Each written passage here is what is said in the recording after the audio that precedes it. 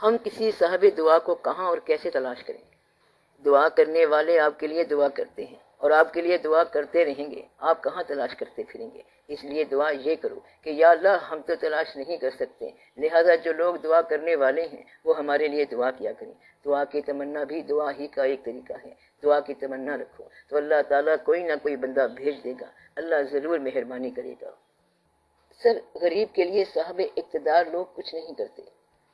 اصل میں غریب کوئی نہیں ہوتا، آپ سے جو کمزور لوگ ہیں وہ آپ کو امیر سمجھتے ہیں۔ جو کار چلا رہا ہے اسے موٹر سائیکل والا کہتا ہے کہ یہ امیر ہے اور ہم غریب ہیں۔ سائیکل والا کہتا ہے غریب تو میں ہوں، اور پیدل چلنے والا کہتا ہے تم دونوں ہی جھوٹے ہو، اصل میں غریب تو ہم ہیں۔ تو اس طرح ترتیب وار چلتے چلتے آپ آخری سیڑھی تک جا پہنچیں گے۔ ہم ایک دوسرے کے مقابلے میں امیر غریب ہوتے ہیں، اصل میں غریب امیر کوئی نہیں ہے۔ غریب وہ ہے جس کی آرزوئیں اس کے حاصل سے زیادہ ہو جائیں۔ ان لوگوں سے پوچھو جن کے پاس پیسہ ہے کہ ان کی حسرتیں کتنی ہیں، وہ بتائیں گے کہ جی بڑی حسرتیں اور بڑی پریشانیاں ہیں۔ میں ان سے کہتا ہوں کہ پیسے کو چھوڑو، آپ فضل کو بھی اپنے ساتھ شامل کرو۔ یہ بڑی حیرانگی کی بات ہے کہ اللہ تعالیٰ کے محبوب صلی اللہ علیہ وآلہ وسلم، جن پر کائنات ساری کی ساری ہزار بار نثار ہے، ان صلی اللہ علیہ وآلہ وسلم پر درود شریف آ رہے ہیں، سلام آ رہے ہیں، اپنے اور بیگانے سب نعت کہہ رہے ہیں، اور ان صلی اللہ علیہ وآلہ وسلم کو فاقہ آ گیا۔ فاقے کا مطلب ہے کھانے کی طلب ہو اور کھانا اویلیبل نہ ہو، کھانا موجود نہ ہو۔ ایسی صورت میں آپ صلی اللہ علیہ وآلہ وسلم نے کوئی گلہ نہیں کیا۔ تو ایسے ایسے واقعات آتے رہتے ہیں۔ اگر آپ کا مشن اللہ اور اللہ کے حبیب پاک صلی اللہ علیہ وآلہ وسلم ہے تو پھر آپ کو کوئی خطرہ نہیں ہے۔ دنیا میں جو ہو رہا ہے اس کا انتظار کرو اور دیکھو کہ کیا ہو رہا ہے۔ غریب عوام کی آپ بات کرتے ہیں تو ایک بڑی مشکل یہ ہے کہ غریب لوگ آپس میں اکٹھے نہیں ہوئے۔ یہاں غریب کو غریب نے مارا ہے۔ آپ طبقات کو اس طرح تقسیم نہ کرو کہ یہ امیر طبقہ ہے اور یہ غریب طبقہ ہے، یہ تقسیم نہیں ہے۔ تقسیم یہ ہے کہ یہ شریف طبقہ ہے اور یہ بدمعاش طبقہ ہے۔ شریفوں میں غریب بھی ہیں، شریفوں میں امیر بھی ہیں۔ آپ یہ بات مان لو کہ امیر جو شریف ہے وہ بہت اچھا ہے، یعنی کہ اچھا امیر بہت اچھا ہے اور اچھا غریب بہت اچھی شے ہے۔ برا امیر بہت برا ہے اور برا غریب اس سے بھی زیادہ برا ہے۔ لہذا ہم پیسے کے معیار پر نہیں ماپیں گے بلکہ ہم اخلاق کے معیار پہ ماپیں گے۔ ہاں، اچھے غریب کی بات کرو۔ ہم چاہتے ہیں کہ اچھا غریب جو ہے اس کی زندگی آسان ہونی چاہیے، اور اچھے امیر کا کام یہ ہے کہ اچھے غریب کی زندگی آسان کرے۔ برا امیر جو ہے یہ یہاں سے نکلنا چاہیے اور اس کو اس ماحول سے نکال دیا جائے۔ تو دعا کرو کہ اللہ برے امیروں کو تباہ کرے، آمین یا رب العالمین۔ ایسے برے امیر جو معاشرے میں فساد پھیلا رہے ہیں یہ غائب ہو جائیں اور ان سب کو اللہ سنبھال لے اور ان کو کسی طریقے سے اڑا دیا جائے۔ اچھا امیر موجود رہے گا۔ اللہ تعالیٰ فرماتا ہے کہ ہم ان کو بے حساب دیتے ہیں۔ جب اللہ بے حساب دے گا تو بندہ امیر ہی ہوگا، اس کو بے حساب مل گیا ہے۔ تو یہ سب اللہ تعالیٰ کے کام ہیں۔ امیر بھی رہے گا اور غریب بھی رہے گا۔ ایسا وقت کبھی نہیں آئے گا کہ اس کائنات میں زکوٰۃ دینے والا کوئی نہ ہو۔ زکوٰۃ دینے والے موجود رہیں گے اور زکوٰۃ لینے والے بھی موجود رہیں گے۔ آپ صرف یہ دیکھو کہ اللہ تعالیٰ آپ کا انجام بخیر کرے۔ برے امیر کو نکالو کیونکہ وہ پیسے کے بل بوتے پر برائی کرتا ہے۔ اچھا امیر وہی ہوگا جو اپنا پیسہ محتاجوں میں تقسیم کر دے۔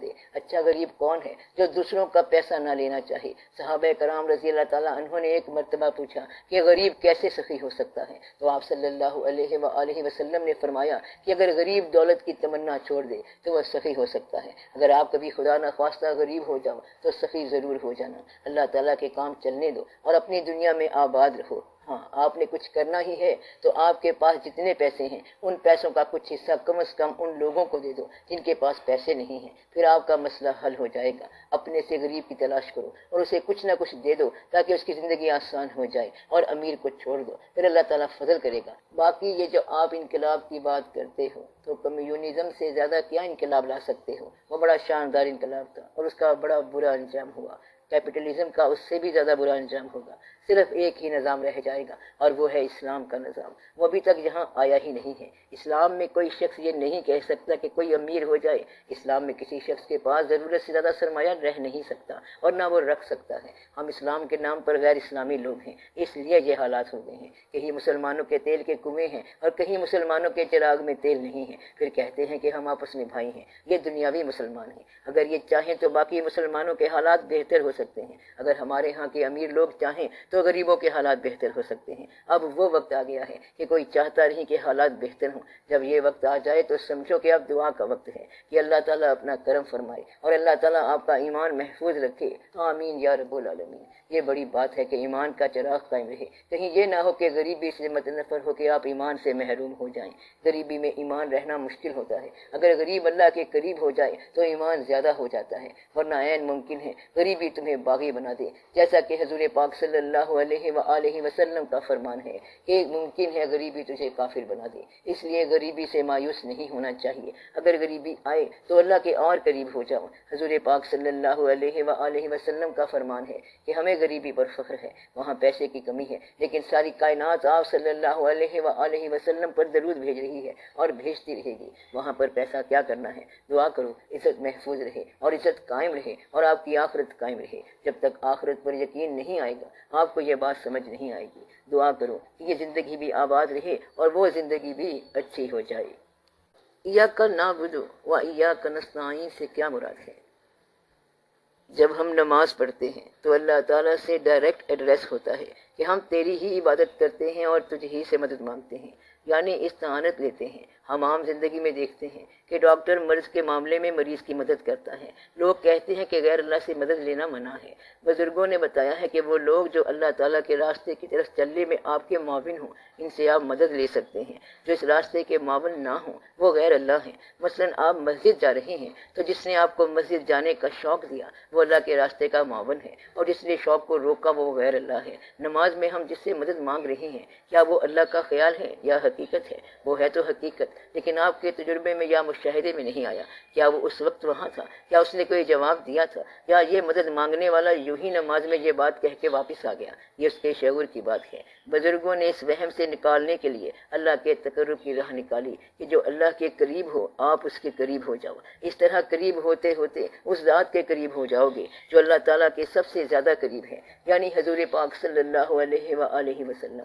تو حضور پاک صلی اللہ علیہ وآلہ وسلم کا نقش قدم، صحابہ کرام رضی اللہ تعالیٰ عنہ کا راستہ اور بزرگان دین کا راستہ ہی صراط مستقیم ہے. جس آنکھ نے دیکھا ہے تجھے اس آنکھ کو دیکھو، ہے اس کے سوا کیا تیرے دیدار کی صورت. جس آنکھ نے حضور پاک صلی اللہ علیہ وآلہ وسلم کو دیکھا ہے اگر ہم اسے دیکھ لیں تو اس طرح دیدار ہو سکتا ہے. حدیث شریف ہے کہ یعنی جس نے مجھے دیکھا اس نے میرے اللہ کو دیکھا، اور مطلب یہ بنا کہ جس نے میرے دیکھنے والے کو دیکھا اس نے مجھے دیکھ لیا. تو گویا سلسلے وار دیکھنا جو ہے یہ سلسلے کی آخری کڑی بھی دیکھ لینا ہے، یعنی پہلی کڑی دیکھ لو شاید اس سے آخری کڑی تک پہنچ جاؤ. تو یوں بھی اسے کہتے ہیں کہ تصویر آنکھوں میں چلی آ رہی ہے، اور آنکھوں سے آنکھیں ملتی ہیں تو تصویر در تصویر نظر آتی چلی آ رہی ہے. ایسی آنکھیں دیکھنے والے کہتے ہیں کہ ہم نے ان آنکھوں میں گہرا سمندر دیکھا ہے.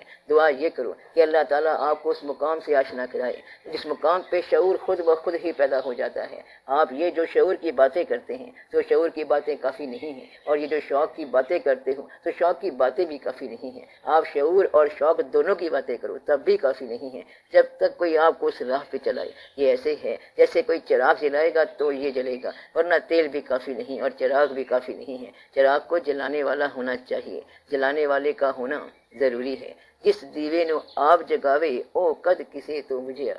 تو عبادت اللہ کی کرنی چاہیے اور مدد اللہ سے مانگنی چاہیے. اللہ تعالیٰ مدد فرماتا ہے اور کسی کے ذریعے صراط مستقیم دکھا دیتا ہے.